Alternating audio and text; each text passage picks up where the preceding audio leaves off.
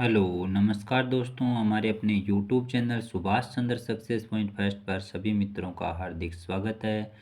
दोस्तों, आज की क्लास के अंदर हम बात करेंगे लोक वित्त पब्लिक फाइनेंस के बारे में।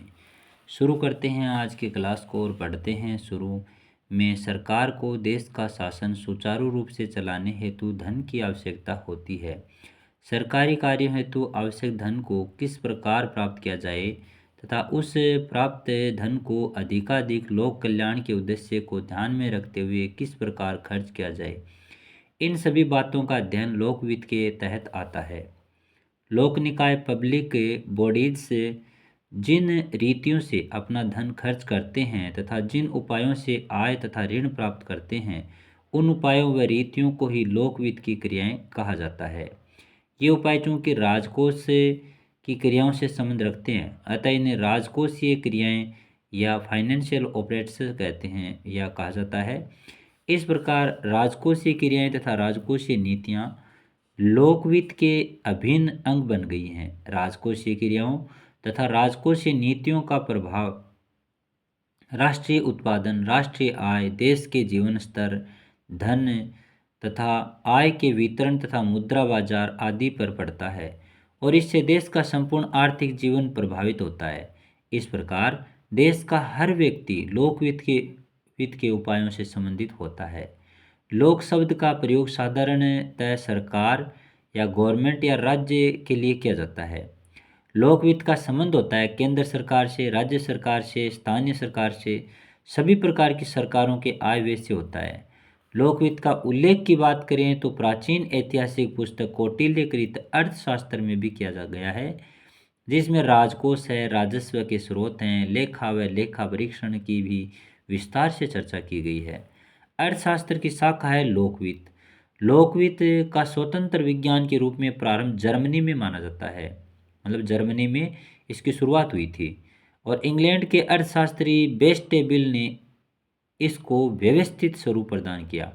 लोकवित्त को सार्वजनिक आय एवं सार्वजनिक व्यय, पब्लिक इनकम और एक्सपेंडिचर के प्रबंध के रूप में प्रयोग करने का श्रेय फ्रांस को जाता है। लोकवित्त की परिभाषा की बात करें तो लोकवित्त की परिभाषा को इस प्रकार समझा जाता है या समझा जा सकता है कि यह वह विज्ञान है जो सार्वजनिक आय, व्यय, ऋण तथा वित्तीय प्रशासन, लेखा परीक्षण व वित्तीय नियंत्रण के मूल सिद्धांतों का तथा राजकोषीय क्रियाओं व राजकोषीय नीतियों का समाज और आर्थिक व्यवस्था पर होने वाली प्रतिक्रियाओं का अध्ययन करता है। लोकवित्त को विभिन्न विद्वानों ने निम्न प्रकार से परिभाषा भी बताई है। तो हम परिभाषा की बात करें तो प्रोफेसर मेहता के शब्दों में बात करें तो राजस्व राज्य के मौद्रिक तथा साख संबंधी साधनों का अध्ययन क्या कहलाता है, तो लोकवित्त कहलाता है। इसी प्रकार से प्रोफेसर डॉल्टन के शब्दों में बात करें तो लोकवित्त का संबंध लोक सत्ताओं की आय व व्यय से तथा इन दोनों के परस्पर समायोजन से है।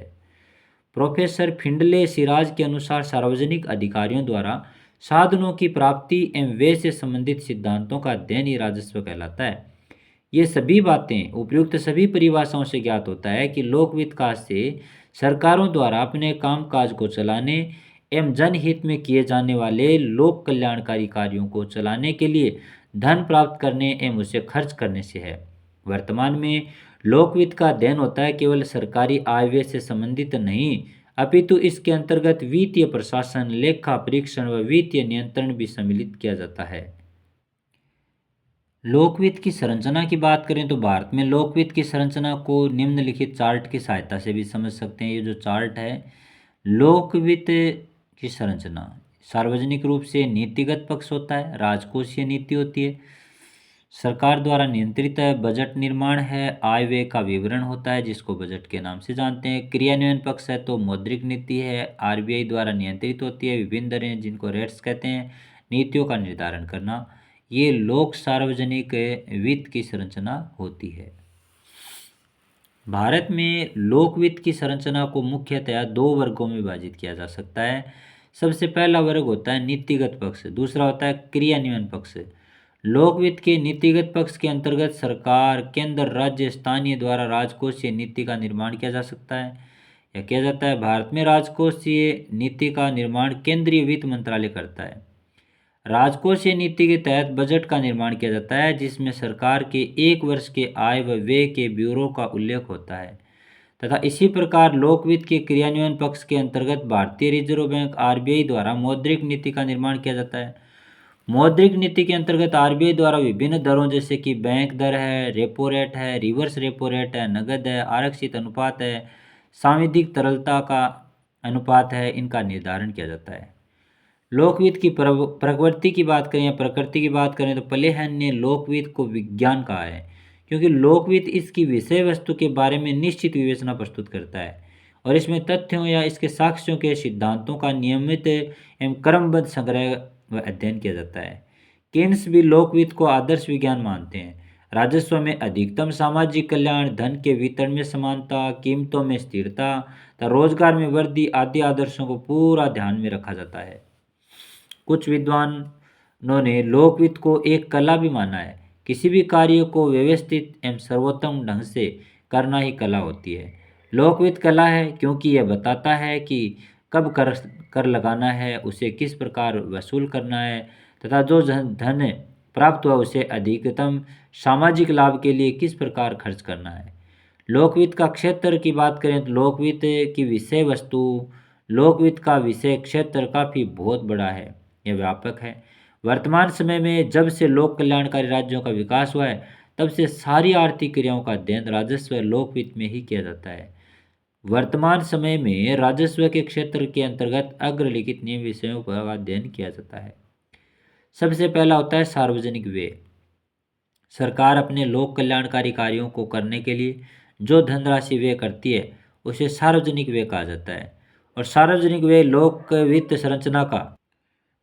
संरचना का एक भाग है, जिसके अंतर्गत निम्न बातों का ध्यान किया जाता है। सबसे पहला बिंदु है कि किन मदों पर सरकारी व्यय होना चाहिए तथा किन पर नहीं। 2 नंबर बिंदु है सार्वजनिक व्यय कितने प्रकार के होते हैं। 3 नंबर बिंदु है सार्वजनिक व्यय का देश में उत्पादन व आर्थिक वितरण पर क्या प्रभाव पड़ रहा है। अब हम सबसे पहले बात करेंगे सार्वजनिक आय की, पब्लिक इनकम। सरकारी आय की प्राप्ति के साधनों और उनका अर्थव्यवस्था पर पड़ने वाले प्रभावों का अध्ययन इस विभाग में होता है। वर्तमान में सार्वजनिक आय का मुख्य स्रोत कर है और सरकार द्वारा किए जाने वाले व्यय को पूरा करने के लिए सरकार को आय प्राप्तियों की आवश्यकता भी होती है। सार्वजनिक आय से अभिप्राय सरकार द्वारा प्राप्त उस आय से है जिसकी वापसी नहीं की जाती है। सार्वजनिक आय के अंतर्गत निम्न तत्वों का अध्ययन किया जाता है। सबसे पहला बिंदु है कि सार्वजनिक आय के स्रोत कौन कौन से हैं। दूसरा बिंदु है करों का वर्गीकरण किस प्रकार किया जाए। 3 नंबर बिंदु है कर लगाने में किन किन तत्वों को ध्यान में रखा जाना चाहिए। 4 नंबर है सार्वजनिक आय का देश के उत्पादन व उत्पादन के साधनों पर क्या प्रभाव पड़ रहा है। सार्वजनिक ऋण की बात कर लेते हैं, पब्लिक डेबिट की। तो जब सरकार की आय की तुलना में व्यय अधिक होता है तब सार्वजनिक व्ययों को पूरा करने के लिए कई बार सरकार को देश विदेश से भी ऋण या कर्ज लेना पड़ता है। सरकार द्वारा सार्वजनिक ऋण से संबंधित निम्न तत्वों को ध्यान में रखा जाता है। पहला बिंदु है सार्वजनिक ऋण कितने प्रकार के होते हैं। दूसरा बिंदु है सरकार का किन परिस्थितियों में ऋण लेना वांछनीय होता है। तीसरा बिंदु है ऋण की वापसी के स्रोत क्या हैं। चौथा बिंदु है घाटे का वित्त प्रबंधन क्या होता है तथा किस सीमा तक घाटे का वित्त प्रबंधन किया जा सकता है। वित्तीय प्रशासन फाइनेंशियल एडमिनिस्ट्रेशन की बात करें तो लोक वित्त के अंतर्गत आय व्यय के प्रबंध को वित्तीय प्रशासन कहा जाता है। केंद्र व राज्य में बजट विभाग होता है जो बजटों का मूल्यांकन करता है और आगामी बजटों की रूपरेखा भी तैयार करता है। वित्त प्रशासन संपूर्ण लेखों का मूल्यांकन करता है और उसका हिसाब भी रखता है। वित्तीय प्रशासन लोकवित्त का प्राचीन अंग है। वित्तीय प्रशासन के बिना लोकवित्त व्यवहारिक नहीं हो सकता। वित्तीय प्रशासन के अंतर्गत निम्न बिंदुओं का अध्ययन भी किया जाता है। सबसे पहले बजट तैयार करने व उसे स्वीकार करने की प्रक्रिया। दूसरा बिंदु है सरकारी व्ययों पर नियंत्रण किस प्रकार लगाया जाए। 3 नंबर बिंदु है लोक व्ययों का अंकेक्षण करना एवं लेखा परीक्षण किस विधि से किया जाए। इन सभी बातों का वित्तीय प्रशासन के अंदर ध्यान रखा जाता है। आर्थिक स्थायित्वकरण की बात करें तो राजस्व के अंतर्गत इस शाखा का जन्म बहुत बाद में हुआ है। लगभग 1930 की विश्वव्यापी मंदी ने इस शाखा के अंतर्गत राजकोषीय नीति को जन्म दिया और इस नीति के द्वारा अर्थव्यवस्था में आने वाले उतार चढ़ावों को रोका जा सकता है। सरकारी व्यय में वृद्धि करना, जिससे किसी देश की अर्थव्यवस्था को मंदी से उबारने के लिए अपनाया गया है राजकोषीय उपाय होता है।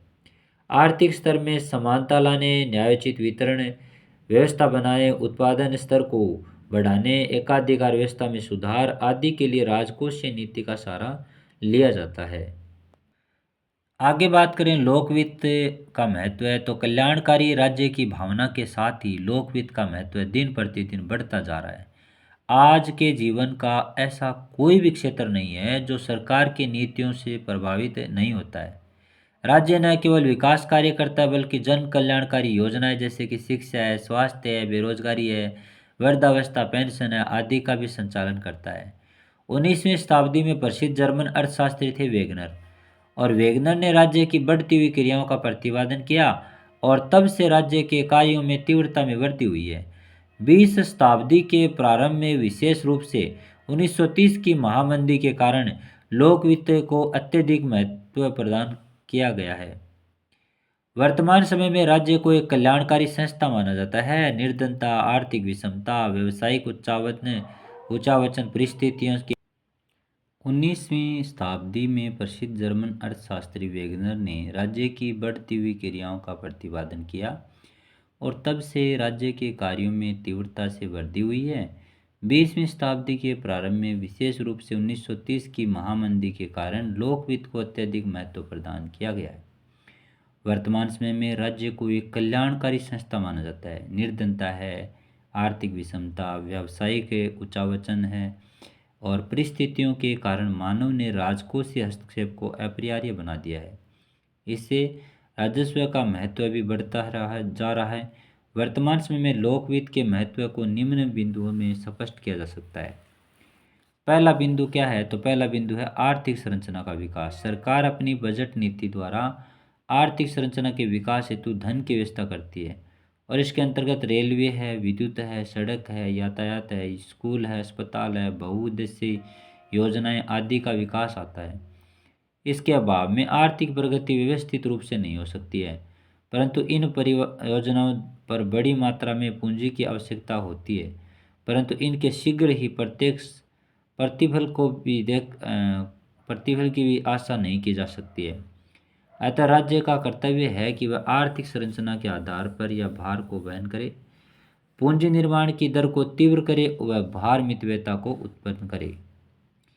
आर्थिक स्थिरता के संदर्भ में महत्व की बात करें तो आर्थिक स्थिरता का तात्पर्य उत्पादन है, रोजगार है व मूल्य के होने वाले परिवर्तन है।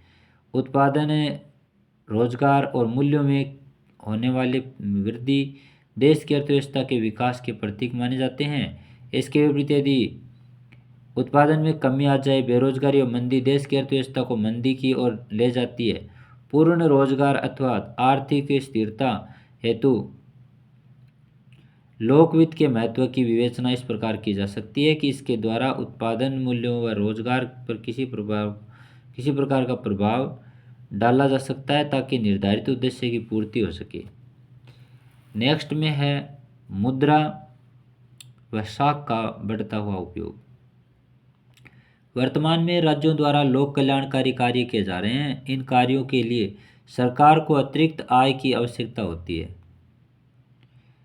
इससे साख की मात्रा बढ़ जाती है। कभी कभी यह वृद्धि अपनी सीमा भी लांघ देती है। इसलिए मुद्रा व साख व्यवस्था में नियंत्रण रखने के लिए राजस्व का महत्व बढ़ गया है। आर्थिक जीवन पर प्रभाव, तो प्राचीन काल में राजस्व का कार्य धन की प्राप्ति तक ही सीमित था, परंतु आज राजस्व की क्रियाओं का जनता के आर्थिक जीवन पर बहुत अधिक प्रभाव नहीं पड़ रहा है।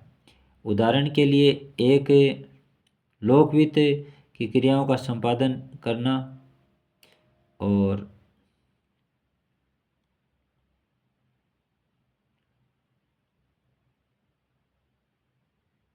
तो राजस्व की क्रियाओं का जनता के आर्थिक जीवन पर बहुत अधिक प्रभाव पड़ने लगने वाला है। उदाहरण के लिए हम समझें तो लोक वित्त की क्रियाओं से उत्पन्न आय स्तर व रोजगार में वृद्धि की जा रही है या की जा सकती है। वित्त की क्रियाओं से उत्पादन, आम आय स्तर पर व रोजगार में वृद्धि की जा सकती है। इसके अतिरिक्त आय की असमानता को भी जादू कहते हैं दूर किया जा सकता है। कराधान द्वारा आय एवं धन के विवरण को सुधारा जा सकता है। लोक कल्याणकारी राज्य की बढ़ती हुई जनसंख्या, तो लोक कल्याणकारी कार्यों में वृद्धि के साथ साथ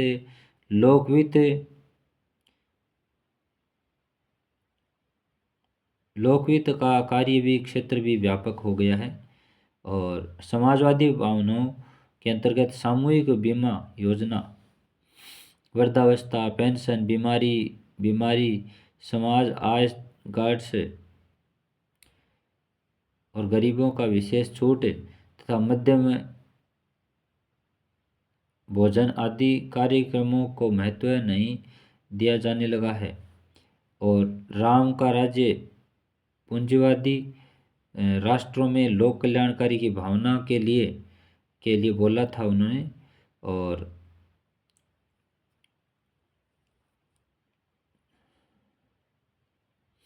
समाजवादी भावनाओं के अंतर्गत सामूहिक बीमा योजना कार्यों में वृद्धि के साथ साथ लोक वित्त का जो कार्य है वो लगातार कराते रहें, व्यापक रूप से कराते रहें। समाजवादी भावनाओं के अंतर्गत सामूहिक बीमा योजना, वृद्धावस्था पेंशन, भोजन आदि कार्यक्रमों को महत्व दिया जाने लगा है। और समाजवादी व पूंजीवादी राष्ट्रों में लोक कल्याण की भावनाओं के बढ़ने से राज्य का दायित्व बढ़ने लग जाता है। और इसके साथ ही लोक वित्त का भी जो क्षेत्र है वह भी आगे बढ़ा दिया गया है। तो इस प्रकार से ये हमारी जो क्लास है हमारे अपने YouTube channel Subhash Chandra success point first पर चालू है। लाइव सेशन हमने किया है। अभी कुछ महत्वपूर्ण बिंदु और भी हैं, उनको हम अगली क्लास के अंदर शेयर करेंगे, लाइक करेंगे और कमेंट ज़रूर करें। और निश्चित रूप से हमारा चैनल है वो ग्रोथ करेगा और लगातार आप बढ़ते रहें। जय हिंद दोस्तों, जय मां सरस्वती। बहुत बहुत धन्यवाद।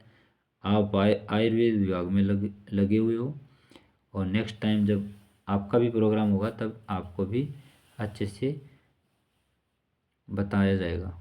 तो जय हिंद दोस्तों, जय मां सरस्वती। बहुत बहुत धन्यवाद। आप सब हमारी क्लास में जुड़े इसके लिए सभी मित्रों का बहुत बहुत स्वागत।